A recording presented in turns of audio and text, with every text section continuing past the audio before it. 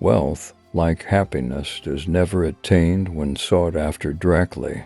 It comes as a byproduct of providing a useful service. I think a dream is just a suggestion to start something out, do something. If you're a dreamer and a doer, back up your dreams. If you follow the formula and the procedures shown, your success is assured. There's no question about it. Have ambition to work, willingness to work, and integrity in what you do. The hard way builds solidly a foundation of confidence that cannot be swept away. Hard work beats all the tonics and vitamins in the world. I've only had 2 rules. Do all you can and do it the best you can. It's the only way you ever get that feeling of accomplishing something. I made a resolve then that I was going to amount to something if I could, and no hours, nor amount of labor, nor amount of money would deter me from giving the best that there was in me. Service is the best thing in the world you can give to your customers. You can always take something in your life and make it better. You've got to like your work. You've got to like what you are doing. You've got to be doing something worthwhile so you can like it. Because if it's worthwhile, that makes a difference, don't you see? One has to remember that every failure can be a stepping stone to something better.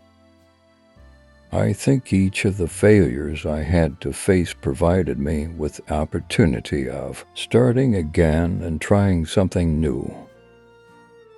I don't fear that a man will wear out as quickly as he will rust out. Don't be against things so much as for things. I've read hundreds of cookbooks. For my money, they are the bird. I was 66 years old. I still had to make a living. I looked at my Social Security check of $105 and decided to use it to try to franchise my chicken recipe. Folks had always liked my chicken.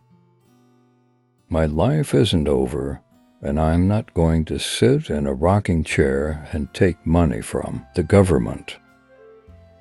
I had a moral obligation to give people something good, something worthwhile. I loved it. Feed the poor and get rich, or feed the rich and get poor.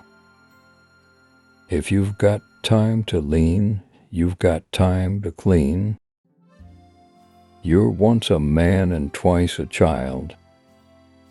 You're surrounded with love when you're surrounded with a bunch of children.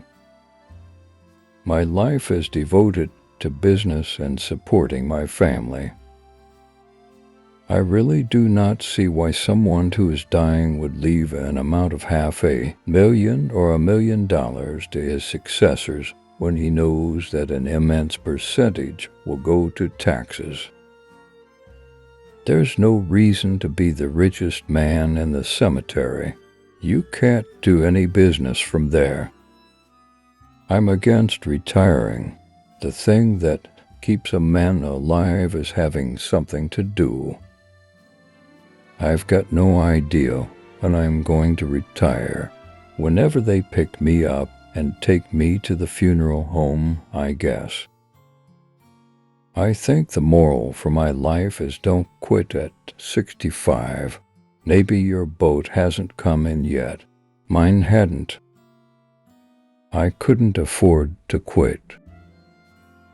It makes me feel good that my food has helped make life a little easier for people. When I started this chicken business, I prayed to God that He'd make it a success, and I hope that I have and am still doing it.